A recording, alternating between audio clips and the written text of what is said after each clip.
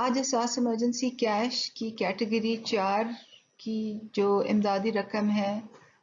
उसकी तरसील का इफ्तिताह वज़ीर आज़म साहब ने किया है, तो मैं ये ज़रूरी समझती हूँ कि ये बताऊँ कि कैटेगरी 4 क्या है।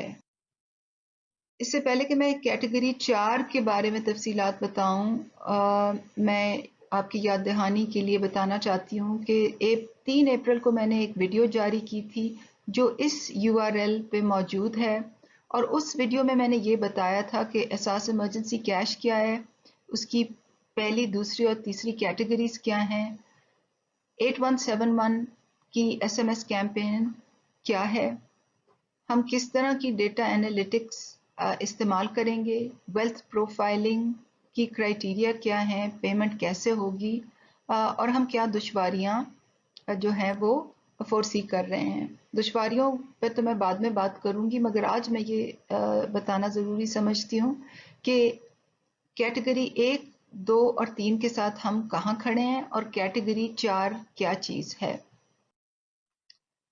कैटेगरी 1, 2 और 3 की प्रोग्रेस क्या है वो आप एक वेब पोर्टल पे देख सकते हैं जो pass.gov.pk से ये पोर्टल एक्सेसिबल है। वहाँ अगर आप टोटल इमरजेंसी कैश पे जाएं तो आप देख सकेंगे कि आज तक कितनी कैश डिसबर्समेंट हुई है, कितने पैसे खर्च किए हैं, ये पैसे सूबों, GB, AJK और ICT में कैसे जा रहे हैं, यानी कि कितने कितने बेनिफिशरीज हैं वहाँ, और पैसे वफाक की जो तमाम इकाइयाँ हैं उनमें कैसे तकसीम हो रहे हैं।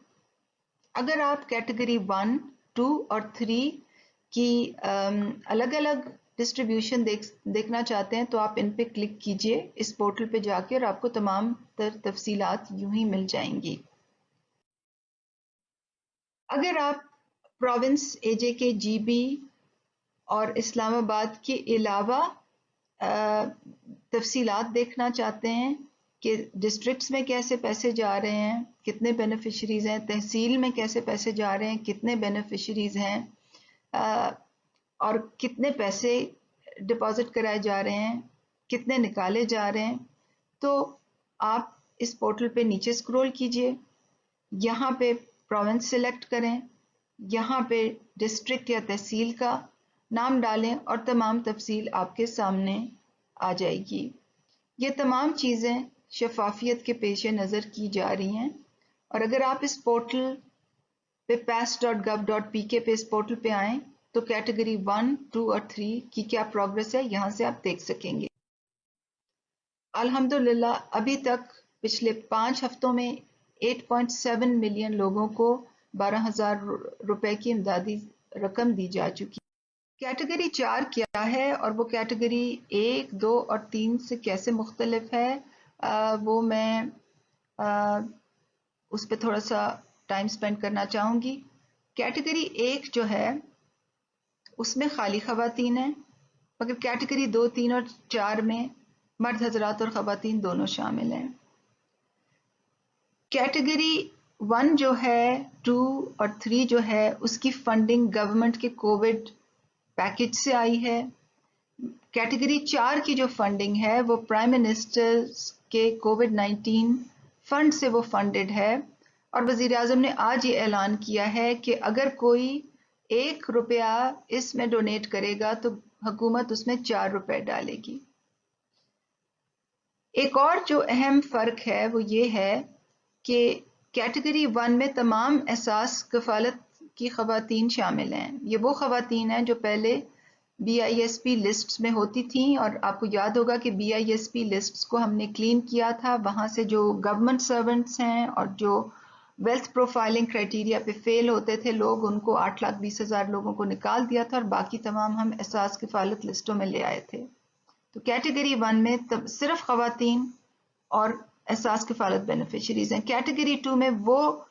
खवातीन और मर्द हजरात हैं जो कि SMS कैंपेन के जरिए आए हैं और फिर उनकी डेटाबेस से वेरिफिकेशन हुई है और उनकी वेल्थ प्रोफाइलिंग हुई है। कैटेगरी 3 में वो लोग शामिल हैं जो SMS कैंपेन से भी आए हैं और डिस्ट्रिक्ट से भी लिस्ट्स आई हैं, और उन पे भी वेल्थ प्रोफाइलिंग हुई है और तमाम एक तरीक़ा कार वज़ा किया गया है। कैटेगरी 4 जो है उसकी एप्लीकेशंस प्राइम मिनिस्टर के वेब बेस्ड एहसास लेबर पोर्टल से आ रही हैं। ये वेब पोर्टल जो है वो ये pmo.gov के ऊपर एक एप्लीकेशन है। जब आप उसको खोलें तो वो पहले नादरा के डेटाबेस से कुछ वेरिफिकेशंस होती हैं, उसके बाद एक और फॉर्म खुल जाता है जिसमें कुछ नादरा से जो कवायफ हैं वो ऑटोमेटिकली आ जाते हैं, और फिर इस डिक्लेरेशन में अपने एम्प्लॉयर का के कवायफ भी देने होते हैं, यानी कि आपकी पुरानी नौकरी कौन सी थी, कहाँ थी, एम्प्लॉयर का फ़ोन नंबर क्या है, और फिर एक हलफनामा देना होता है कि जो नौकरी है वो वाकई कोविड-19 की जो सूरत हाल है उसकी वजह से गई है, और ये कि ये तमाम जो डिटेल्स दी गई हैं ये दुरुस्त हैं और हुकूमत इसकी जांच पड़ताल भी कर सकती है किसी भी वक्त। एप्लीकेशंस तो हमें आ रही हैं इस लेबर पोर्टल से, मगर मैं ये चीज़ बताना चाहती हूँ, और ये सबसे अहम बात है कि जो तरीक़ाकार वज़ा किया गया था कैटेगरीज 2 और 3 के लिए, जो डेटा ड्रिवन प्रोसेस वज़ा किया गया था, जो कवायद व ज़वाबित के मुताबिक जो तरीक़ाकार वज़ा किया गया था जिसमें इंसानी मुदाखलत की, सियासी मुदाखलत की का कोई अमल दखल की का कोई रास्ता नहीं था, और जो इन 2 स्लाइड्स में बताया गया था ये बिल्कुल ही एग्जैक्टली उसी तरीके से ये तमाम जो हकदारों की निशानदेही होगी ये बिल्कुल कैटेगरी 2 और 3 में जैसे हुई थी वैसे ही होगी। सिर्फ ये कि एक एडिशनल एक इजाफी डिक्लेरेशन उन लोगों से ली जा रही है जिन की जो ये कहते हैं कि उनकी नौकरी गई है। मगर मैं दोबारा दोहराना चाहती हूँ कि तमाम जो डेटा की मदद से जो जांच पड़ताल और कवायद व ज़वाबित के मुताबिक जो फैसला साजी होगी हकदारों की निशानदेही के लिए वो वैसे ही होगी जैसे कैटेगरी